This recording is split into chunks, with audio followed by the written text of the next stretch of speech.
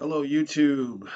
This is R.McTyre-59 podcast, and today I'm going to be reviewing The Substance. It came out last year. It was a horror movie. Um, Coralie Fargeat is the director. Demi Moore was actually nominated for an Oscar. Uh, Dennis Dennis Quaid is in this movie. So when you get a sec, hit a subscribe, share, and if you're feeling so, you want to contribute to the business of the show, you can throw something into our virtual tip jar on our left hand corner. So let's get into it.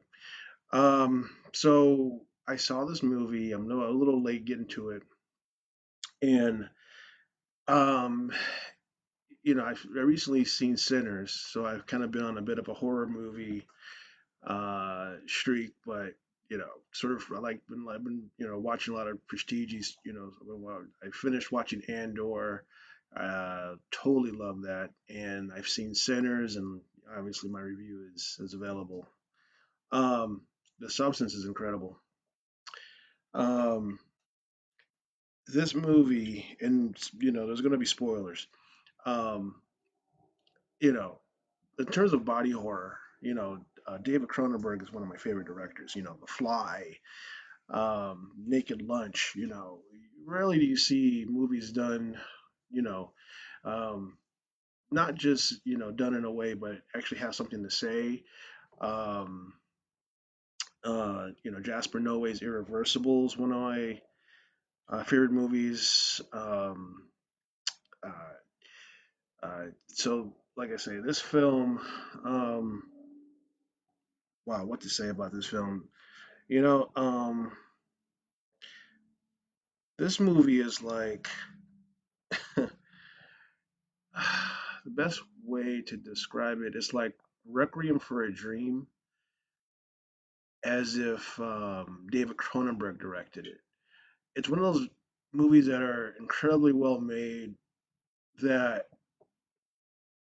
you don't have any desire to go back and watch it again.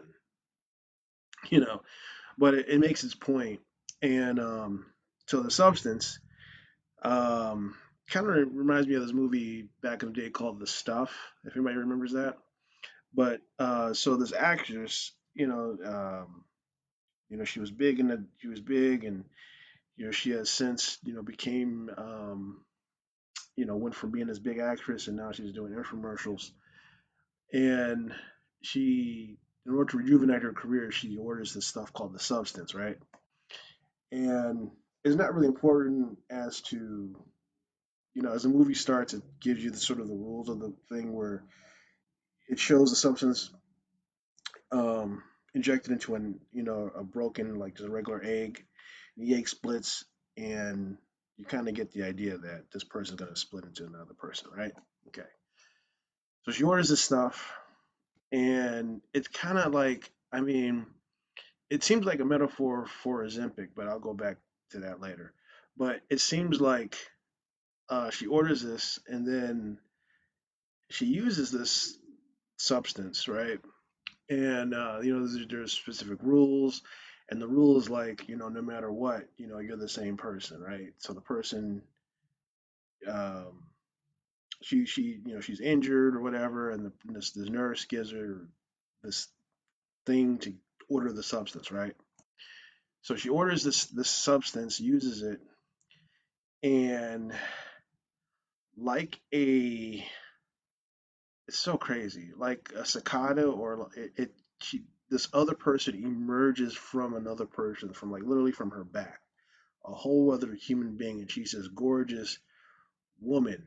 And there's it's just really like I don't know how to describe it, but so she emerges, so she's a whole other person. But it was like when using the substance, it's like your former self is left discarded, but you have to feed nutrients into it. Meanwhile, this younger version, which nothing looks nothing like you, but it's a younger, whatever, hotter version of whatever. The idea of a better version of yourself. um, is, so this person goes on to, you know, basically get her old job, will get her job and become this huge new it girl. But the stipulation is that every 7 days, this person has to switch back. She has to go back to being her old self, and the other person is like the body is just like left on the ground or whatever. And so as long as you follow these rules, it is what it is. So, but what happens is the younger person becomes more and more famous, and it's less and excuse me, and wants to skirt the rules of switching back every 7 days. And so what happens is um, the old body starts to change, and they're like permanent changes. He becomes older and more deformed. And as the story progresses, it's like irreversible damage is done, and this person that was once beautiful or whatever is now grotesque.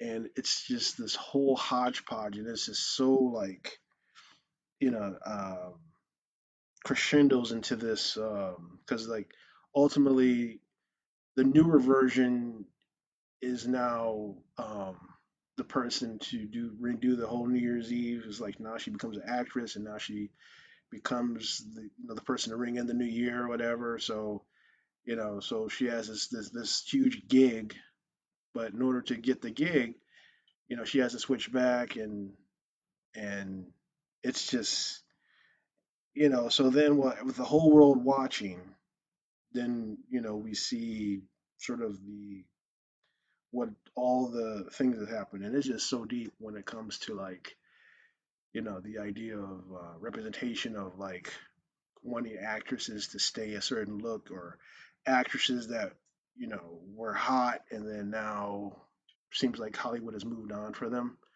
and the idea of beauty, you know of chasing unattainable versions of beauty and being beautiful on the outside and not on the inside. I mean, it is crazy. But like the gore and just was just so well done. I mean, the body horror is like I don't even know how they did it. And there's certain camera moves, and there's a little bit of I can see Stanley Kubrick and David Lynch, influences on this movie. There's a little bit of it feels like I won't say neo noir, but um, the lighting choices were really really good. Um, and like I say, in future episodes, I'm going to bring it back to lighting. Um, I was going to do an episode with about lighting specifically in movies, and I think I'm going to hold off on it because I really want to do it right because I don't want to just throw it together. But the substance is available on Mubi. That's Mubi, like it's on demand. And if you can, check it out, you know, you won't be disappointed. Um, the movie blew my mind. Like it was, I don't. I'm trying to find the words to adequately describe what I saw. It's like, so Demi Moore is the main actress, and the thing about Demi Moore, which is an interesting movie in her filmography, is Demi Moore has always been an actress who's done movies that have been not necessarily titillating, but challenging in people's perception. Like G.I. Jane was a was a movie that challenged masculinity. Striptease was a movie that challenged, that challenged a decent proposal. So she's always been a part of these movies that, for better or for worse, you know, have had an impact. And so, you know, so with her being in this, it was like this is that one. I feel like her filmography, you know, this is that one. She, her body of work is speaks for itself. But I kind of feel like she's an interesting choice as the main actress because I feel like, yeah, she was hot and at you know blazing hot at some point, and then kind of the world moved on and forgot about her. And then now she comes back with this film, and now she is just Oscar nominated, and it's just interesting seeing,